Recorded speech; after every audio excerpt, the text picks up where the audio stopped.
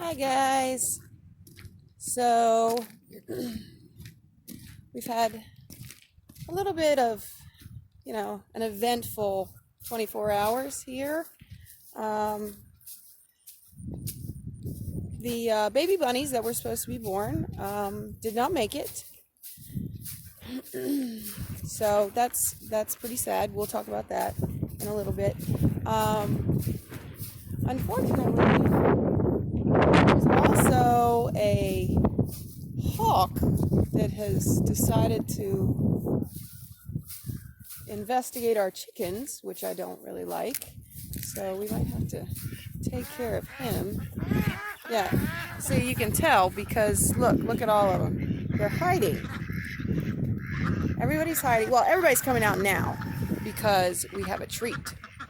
So chickens can have all kinds of treats. Ducks can have all kinds of treats. Today, believe it or not, and nobody judge me, don't judge the chickens. They don't know that they're cannibals. But we're going to give them the turkey leftovers from when we made our bone broth. And the reason why is because chickens are omnivores. Chickens eat anything and everything. They're kind of like goats with feathers. So we're going to give them a couple spoonfuls of this. Okay, this is what happens when you give chickens treats. There's a mad dash, and they'll run away with it. Look, see this guy? Oh yeah, he takes off. He's like, nope, nobody's getting that from me.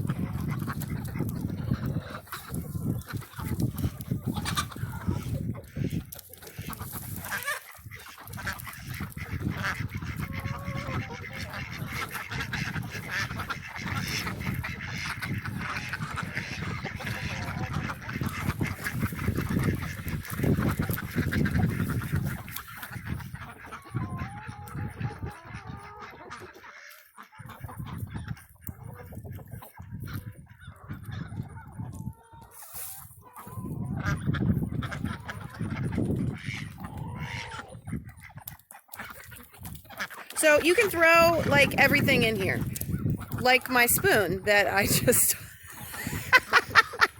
tossed onto the ground. So now I have to go get my spoon. Okay, so see, that's what happens. I'm trying to be all neat about it, not use my hands, and I throw the spoon. So now we get to go on with the whole thing. But anyway, so chickens can have all kinds of treats, and chickens actually love treats. So, okay, girls, if you want to come in, then come in. Come on. Look out, look out, look out. I have to get the spoon. Come on, are you coming? Come on. Come on, come on. Get in here. Okay, fine. Stay out. I don't care. So chickens can have meat, they can have bread, they can have most veggies, most fruits. You do not want to give chickens any nightshades. So the nightshades are white potatoes, tomatoes, peppers of any kind, and eggplant. So if in your garden you have those things, they really, really, really cannot have it.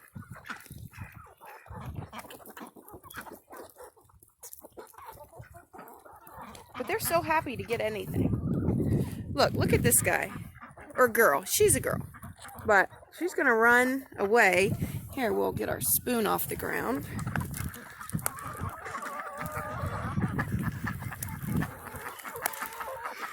And this is just, this is the bones and everything. And what will happen is they will clean this right up. And this will give them a little protein boost today, which is actually good because it's cold. It is like seriously cold. It feels a lot colder because it's wet. There.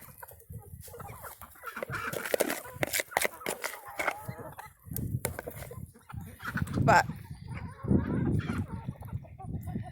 see? There they are. So the whole reason behind the no nightshades is that it actually, those foods contain a chemical that's actually poisonous to chickens, so you don't want to give them that. You also don't want to give them, you know, things like candy or chocolate or anything like that, because obviously you don't give any animal that. But they like all kinds of grains and lettuce, and you know, we even, like when our green beans were done, we actually pulled up the plant. Hello, Tallulah. Here, you want to clean that up? There you go. We actually pulled the plant up and let them pick at the stems, and they got, you know, all the little bugs that were on the dirt and all that. So, I mean, they enjoy it. As far, I mean, you definitely want to, so ours are free range. I mean, they fly out of the pen, that they don't really care that's there. But, you know, they're going to be scavenging. They're going to be eating bugs and, you know, little seeds that they find on the ground. And, you know, they pick at grass, they pick at anything, which is why, you know, letting chickens loose in your garden or in your flower bed, not a good idea. But we still feed ours just a commercial pellet, like a layer pellet. You can buy it at most feed stores. Like ours is we actually use a local store. It's owned by a guy named Scott, and it's him and his kids, and they are like so super nice. So there's that place, and then there's another place near us that we use that's also a local guy. But I mean, Tractor Supply or Southern States, I mean, we feed our Southern States food, and they like it just fine. You don't have to buy like the expensive Purina organic blah blah blah stuff if you don't want to. I mean, it's all corn. But once they're over 8 weeks, we just switch them to layer feed, and the ducks and the chickens. When they're little, you feed them crumble. Some people feed them crumble even when they're older, but they make such a mess and they scratch and stuff that there's no point in doing that. But anyway, so about the baby bunnies, very sadness all around. So the gray mama bunny,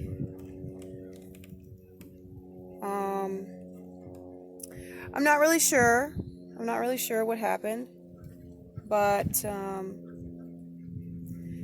she made her nest, and then she ate the babies. Now, bunnies do that for all kinds of reasons. So first time mommies do it sometimes because they don't know what to do. She was not a first time mommy, so that is not why she did it. She actually had 12 kids before, so that's not why. Sometimes they do it because there's something missing in their diet. She gets a mix of Timothy and alfalfa hay every day. She gets her bunny pellets. So I don't think that's it. And the last reason why bunnies do that is because they get stressed. Okay, so we were actually out of town for Thanksgiving, and so we had our farm sitter who was taking care of them, but bunnies are very finicky. So I think what happened was there was somebody new, she got scared, she got stressed, and so maybe one of the babies had something wrong with it, or, you know, it's hard to say. But anyway, so the babies died.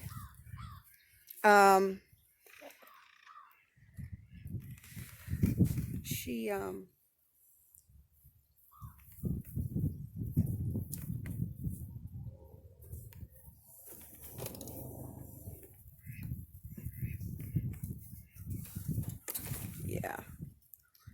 So what I'll do is, we took them out, or I took them out, and what we'll do is the nest that she made, I'll just clear that out, and then she'll get a couple days, and then we'll try again. But the rule with me is, if you get one time, you get one time of doing that, and then that's it for you. You don't get to have any more babies, because that's a waste. Hello, Mama. See, here we go. Here's the good little babies. Here's Grumpy's babies. See, there they are. Grumpy has added even more fur. She's done a great job the 2 times she's had babies. But so we have one litter, not a very big litter. I think our buck that we are breeding, Hopper, is their dad, and I think because this is only his 2nd time breeding, I think he's still trying to figure it out. So he's still pretty young, but hopefully we can get some more babies from this guy. Hey, Hopper, what you doing, handsome boy? I know, I see you. Are you excited? You're so silly.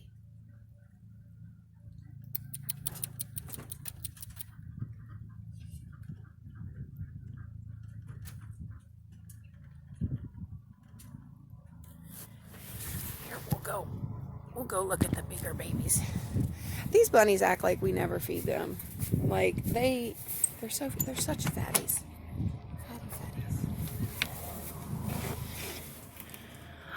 Hello. What you doing? Oh, hi. I know.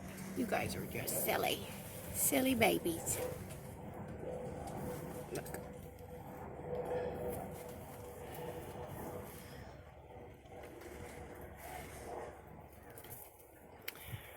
Baby bunnies. So cute. Cuteness. Hello. Hi.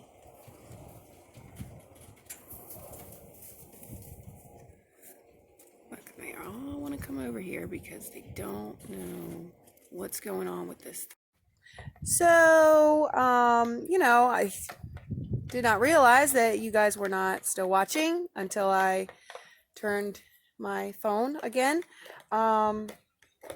I'm thinking, oh, the baby bunnies are so cute. They're going to be on camera. Yay. And one of them hit the record button with his nose. So you guys were there and I was talking and nobody was there. Hello, baby. But so I decided what we're going to do today. We're actually going to talk about fermented foods. I do 2 different kinds of fermented foods. So I do sourdough, and I also do what's called water kefir. But I thought, like maybe with cold and flu season and stuff, and stomach bugs, that it might be a good idea for you guys to learn about fermented foods. I love them. All kinds of good bacteria. I, in the past, have had super unhealthy gut. So I find that they help me. So that's what we're going to talk about today. So once I get inside, we'll talk about that. Okay? Okay, these chickens are trying to figure out why they can't do anything with this plastic bowl. What is it? Okay, so fermented foods. Fermented foods are foods that you allow the bacteria and yeast to actually break down the sugars. So those good microbiota, so the good bacteria, good yeast that are normally found in your gut that help you break down sugar are what's in these fermented foods. So we're going to do the water kefir first. I don't know if any of you have ever heard of water kefir. So everybody knows what kefir is, like the milk-based stuff that you can buy at the grocery store. There's actually a couple that do the water kefir now, a couple brands, but they're harder to find. But anyway, this is water kefir. Okay, so this is just a mason jar, and if you look, see all these little lovelies down here? So this is my good bacteria, good yeast in there. They look like little jelly granules. But anyway, so I do this once a week. So you cover it with a t-shirt, just a little t-shirt and a rubber band, so that like bugs and stuff don't get in, or dust. But anyway, obviously most people, if you're just doing it for yourself, will not need 2 big mason jars. You can probably get away with 1. Now you can if you have a friend who makes water kefir, which a lot of people don't. I actually do have a friend. Her name is Jan, and she taught me all about water kefir, so that's where I got it from. But if you don't, you can actually buy them on the live cultures. You can actually buy them online.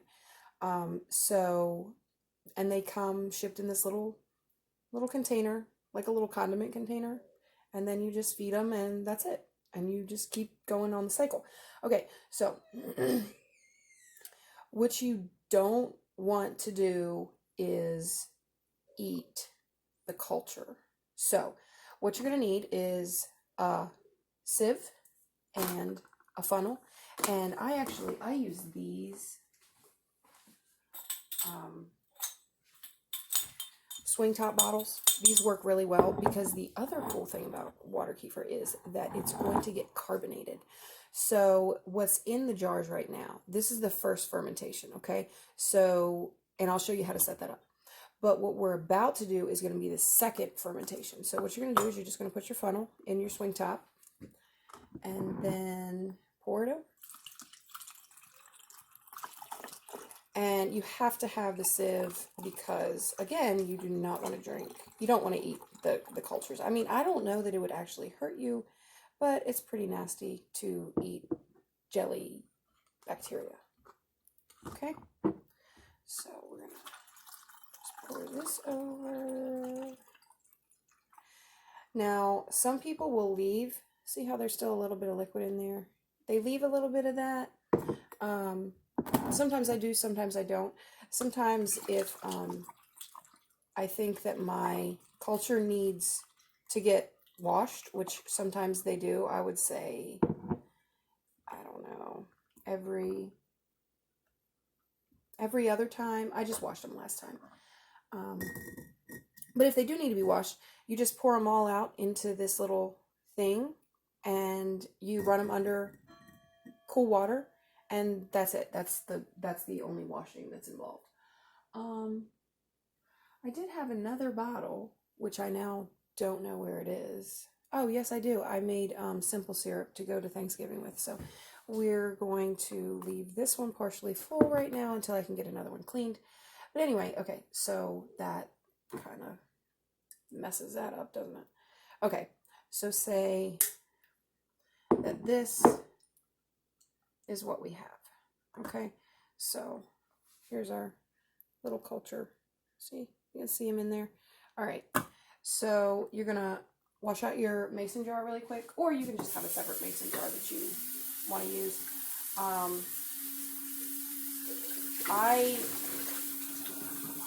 I rinse with like super hot water, and unless I absolutely have to, I do not. I don't like using soap because I feel like it's bad for the culture, like if there's any residue or anything. So then what I'll do, you're going to turn on the cool water, and because I'm on county water. I like to aerate my water. Just it makes me feel better about the chlorine. So I use the sprayer. Now, if you want to get your water ready first, just to, like in the morning, get a different mason jar, put the water in there, and then let it sit, and then when you get home from work, then set it up. Okay, so you're going to use like a third a cup of sugar, and you put it right in the water. Put it right in the water. Okay, so that's actually what these little guys are going to eat. And then, here we go. So you're going to gently stir. It's not going to dissolve. You do not need to worry about it dissolving because those little guys are going to eat it. Okay, so you currently have sugar water. And then you put your culture back in. Scrape it out of there. There we go. And then you cover it with your t-shirt and rubber band, or in my case, your t-shirt and your hair tie. And then you want to I put it on top of my fridge because it does like the heat. And it's dark up there, so you don't want it in bright light, but you don't want it super cold and you don't want it super hot. So, all right, so we have our 2 swing bottles with the kefir water in there, the actual water part. So you can literally put anything in there. So I've put orange juice in there before, like you squeeze like a little orange in there. Fresh lemon, lime. You can stuff the rind right down in there. Today I'm going to use frozen blueberries because that's what I have. I've used jam, like my homemade jam. I made a peach jam, and it is wonderful in my kefir. The only bad thing about using the jam is that then you're adding sugar. See, like right now, all the sugar has been fermented in this, so it's not super sweet. So, it's up to you. Remember that frozen fruit is, if you cannot find, if it's out of season, fresh, or if you just don't have the money to get fresh, because let's get real, when it's out of season, fresh is expensive. Eating healthy is expensive. Frozen is better than canned, so just use frozen. And it's going into something, so it doesn't really matter. So then I just give it a little shake. See? And then you have your blueberry kefir water. And then what's going to happen is this is going to undergo a second fermentation. So the little particles and bits of active bacteria are going to continue breaking this down, but you've sealed it, okay? So it's going to actually carbonate. It's going to carbonate itself because those little microbes actually are going to use oxygen and breathe out CO2 the same way that we do. So it's carbonated, okay? And it's super good. Here, I'll show you a finished one that I have. And hopefully it's actually carbonated so that when I pop the top, it'll actually pop for us. And hopefully not explode everywhere. Oh, okay. So it didn't like pop, but it did. You heard the psst. And it's super good. I like it. And I drink this every day. I'm the only person who drinks it, which is why I drink it out of the bottle. But I'm the only person who drinks it. But like if my daughter's sick or, anything like where I feel she needs a little boost, I do give her some. She likes it too. My son does not like it. My husband does not like it. But I think that this keeps my gut seriously in check. I have had problems with kids really mess you up. Like pregnancy, man, I know it's an overshare, but the constipation, it's hard stuff. But anyway, so this really, this has been a real, game changer for me because it keeps my gut moving. It keeps my gut healthy. And, you know, everybody's like, oh, well, you should take probiotics and blah, blah, blah. Okay, the real deal is I'm all for probiotics. I think probiotics help keep you healthy, because I think if your gut is healthy, just like science is proving, your gut is healthy, you will be healthy. So I like to get it straight from the source. So much like everything else that I have, that I eat and drink. But anyway, so this is actually, you are deciding what the flavor is. You can see it growing, and this will grow like eventually. So when I first started out with this culture, I had enough for 1 jar. Well, now I have enough for 2 jars, and that's over the course of 6 months. So eventually it'll just keep growing and growing and growing, and hopefully by that time I'll convince somebody else in my family that water kefir is really good for you. I've already convinced my my sister-in-law, Erica. Shout out to you. She's doing it too. But so that's water kefir. And if you have any questions, you know, just put it in the comments. I need to find another bottle, so we're not going to get to do the other one right now. But you saw how I do it. And then Asher is actually waking up and he's crying. Well, he's not crying right now, but he's squeaking. So I'm going to go get him, and then we're going to talk about sourdough, which is another yummy fermented food, which I love. Oh, and the other, before I pause you, so I did want to show you, okay, this is only half, but this is half of the bone broth that I made yesterday. There's another one of these in the fridge, but how good does that look? Look at it. I mean, look at that. That is like packed full of goodness, just yumminess and good for you stuff. But so I'm going to pause you, and then when I come back, hopefully I don't have a super helper like right here, but either way, we're gonna talk about the sourdough, and I'm gonna show you how to keep growing your starter, and then you know, we'll go from there. All right, so we're gonna do the sourdough starter.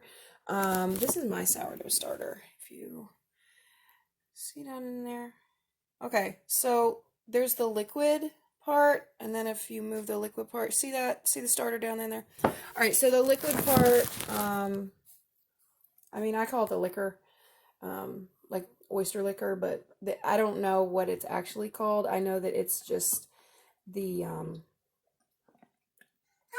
just stuff from the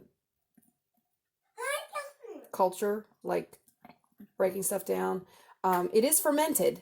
Like, I mean, if you could smell this, I mean, you can smell that liquid, like as I'm mixing it up in here. I mix mine back in. As you're mixing it up in here, it is strong.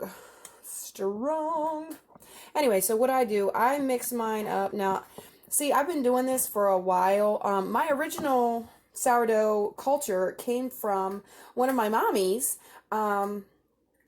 It was from a mommy named Casey, and you know, I was talking to her about getting healthier and healthier for the kids, and she was like, oh yeah, I bake all my own bread. And I was like, oh, do you do sourdough or do you do white? And she was like, oh no, I do sourdough because of the fermented, you know, because it's a fermented food, so it's better for you.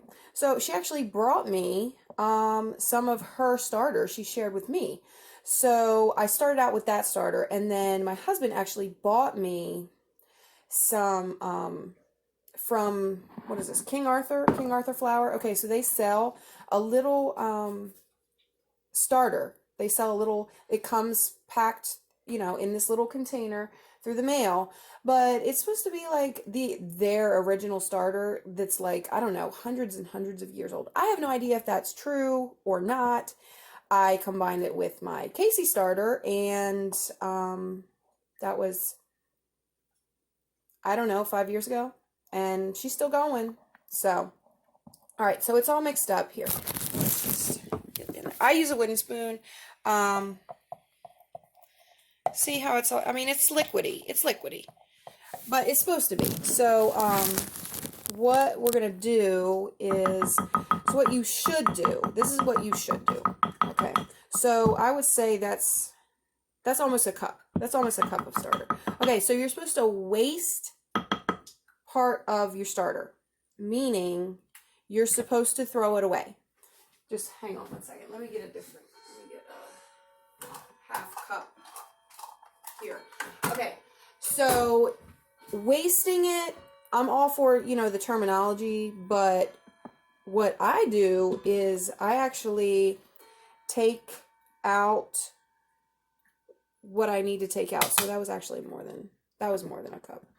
So, all right, so I've taken out a cup. So that leaves me with about 3/4 of a cup in the crock. So I do recommend having some kind of a crock. It doesn't have to be like the King Arthur crock. The stoneware, okay, in my experience, these cultures do not like plastic. I mean, I know we buy yogurt in plastic and all that fun stuff, but when they're growing, I don't think they like plastic, and I don't think they like metal. I think it starts to, because they're creating acid, so I think it starts to break down those things. Like if you were to use a metal bowl, it would start tasting like tangy, like, like when you like lick tinfoil, I guess. And then the plastic is just like, with the whole don't microwave your plastic. And so if you're going to have something that's becoming acidic, don't put it in plastic, stoneware or glass, inert materials. Okay. So I have about 3/4 of a cup of starter in here. So what you're going to do, it's super, super easy. So you're going to take a couple tablespoons of sugar and you're going to put that in. Okay. So you will learn, I do not measure many things, but I've been cooking for long enough that I can kind of eyeball it. So that's about two tablespoons. And then I just use all-purpose flour, the unbleached kind. I have used whole wheat flour before. Totally like that. It was good. It adds a little earthiness to it, I think. But to each his own. I mean, the kids like the